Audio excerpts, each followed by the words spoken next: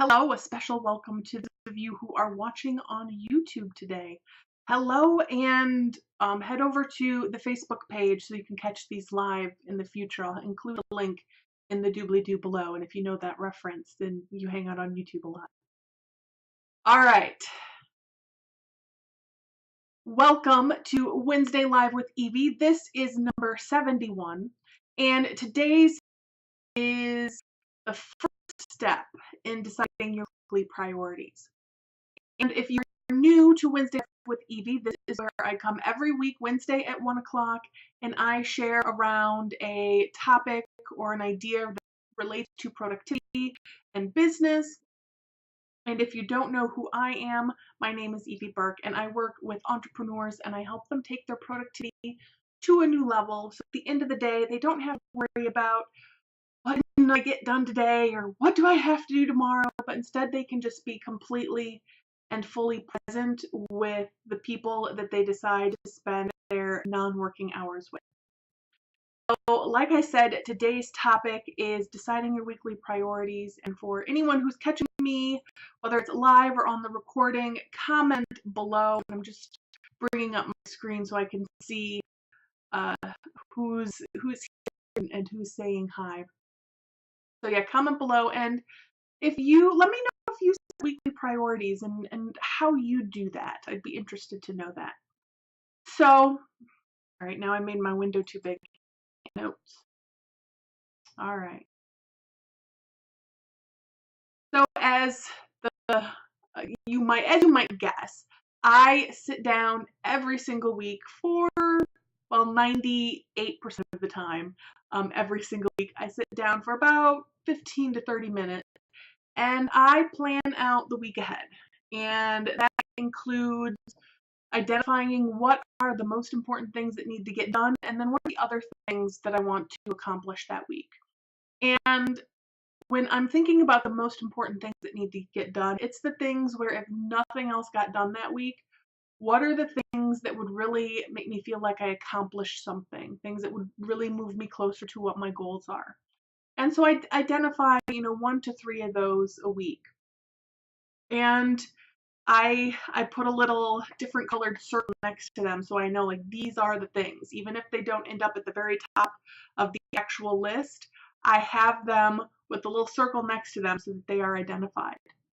And recently somebody asked me, how do you do that? How do you create priorities or even just a list when you have a lot of things that need to happen and need to get done and you're having problems staying on top of it all?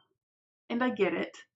When you have a lot of things that need to get done, it can really feel just so overwhelming and downright impossible just to pick 1 to 2, 3 priorities for the week because everything has to be done now, right? It can feel like that. And the quick answer is to head over to the website, oneinsightcloser.com, and grab the workbook on how to choose priorities when everything is important. And here, I'll paste that into the comments so that you, if you are interested in that. And that will really walk you through a process of getting the things that you want to do this week out of your head and onto a piece of paper, and then how to prioritize it. But let's spend a little bit of time today talking about kind of what about that is so important and what really is that first step when you're looking at deciding your priorities for the week. So first, in order to choose your priorities and avoid switching them halfway through the week, remember something that you forgot, you need to know 2 things. You need to know what you want to accomplish or what you want to do. Just a minute, I want to make sure I'm not lagging here.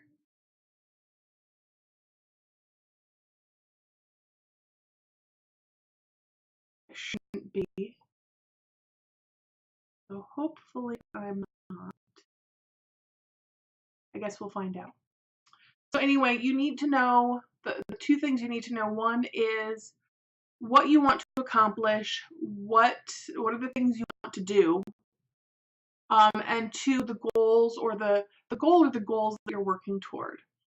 So knowing your goals doesn't necessarily mean that you need to set aside 2 hours and go through a whole goal setting process, although that can be super helpful and help you become really clear about what are the things that you really need to be focusing on right now. But if you don't have time to do that, what it does mean is you need to know where you are in your business. So are you starting up a new business? Are you building a business that is already through that startup phase?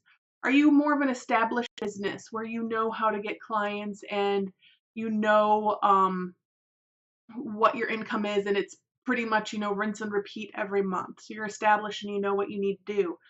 Or are you a growing business where you have moved beyond that established place and you want to really grow your business a bit more?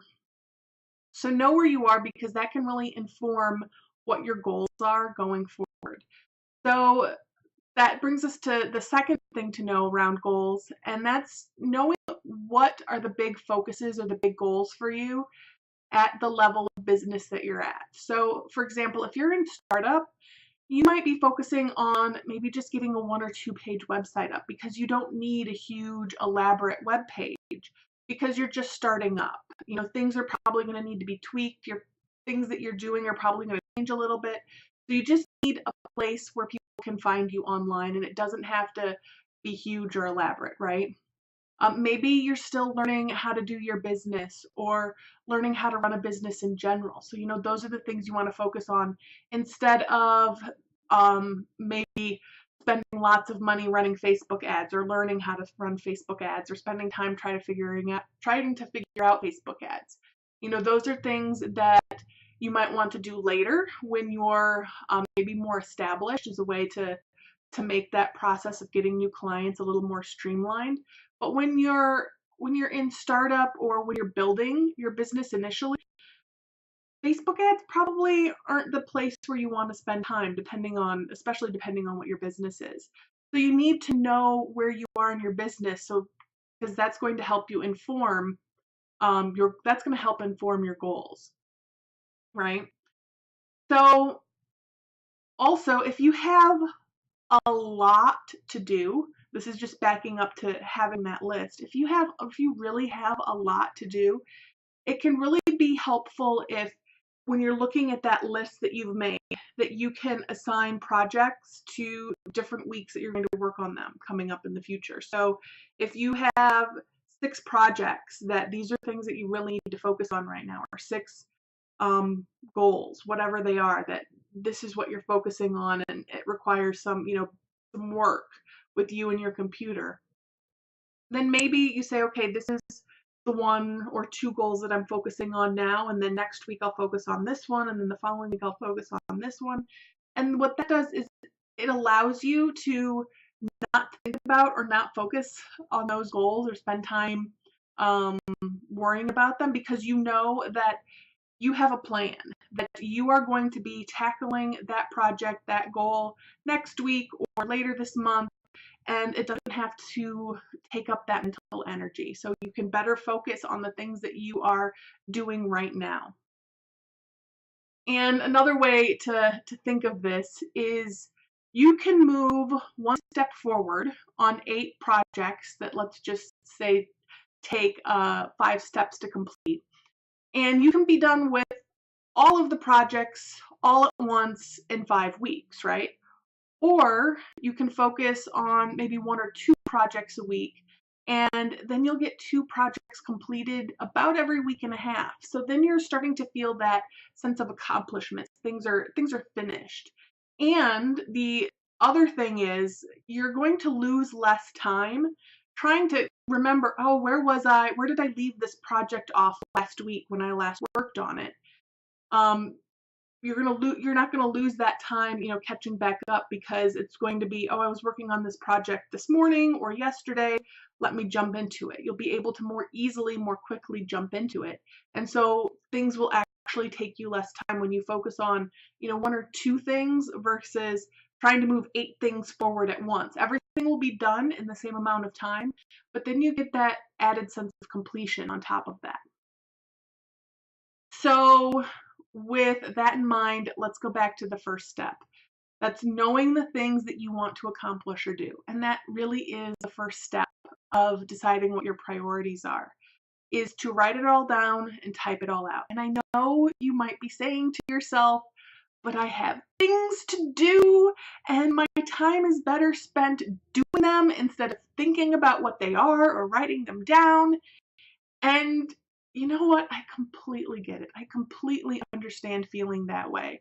I've been there, I've done that, and I've had that feeling of treading water, feeling like I'm just treading water in my business and like I'm occasionally getting a gulp of water that I'm spurting up. Um, and what having everything written down does is, yes, it does take a little bit of time, but it gives your mind that space that it so needs and it so craves to focus on just one thing. Because as David Allen says, and I'm a big fan of David Allen, he wrote the book Getting Things Done. He says your mind is for having ideas, not holding them. And it's just so completely true. So, if you are feeling just stressed out and overwhelmed with the prospect or the idea of sitting down and writing everything out, if just the thought of having everything that you need to be doing written out just completely overwhelms you or gives you a bit of anxiety, I can help you with that. Reach out to me, let me know, and we can set up a time meeting where we can walk through getting all of that stuff out of your head onto a piece of paper and doing a little bit of goal setting, and we do that together. So if that's something that would be helpful to you, reach out to me, let me know, and we can talk about what that looks like. All right. So again, though, take that time to write out all those things that are floating around in your head that need to be done, because it will free up a lot of mental space. It will free up your mind to do these projects that you want to do, and it will reduce your anxiety, it will reduce your stress. All right. So two other reasons why it's important to get these things out. Like I said, it frees up your mind and it allows you to really see everything that you have going on in one spot and then make decisions on what your priorities are with all of the information instead of just the piece of information that you're thinking about right now, or whatever it is you're thinking about right now. Because when you're doing it that way, that's when you get halfway through the week and you're like, oh, I forgot about XYZ and now I need to scramble and get that done. Where if you have everything written out and you've created that plan for yourself, you prevent those freakouts and that stress. So again, if you want some one-on-one help with that, let me know. But otherwise, you can do this. You got it. You really do. And that's it for this week's Wednesday Live with Evie. Until next week, much love. Bye.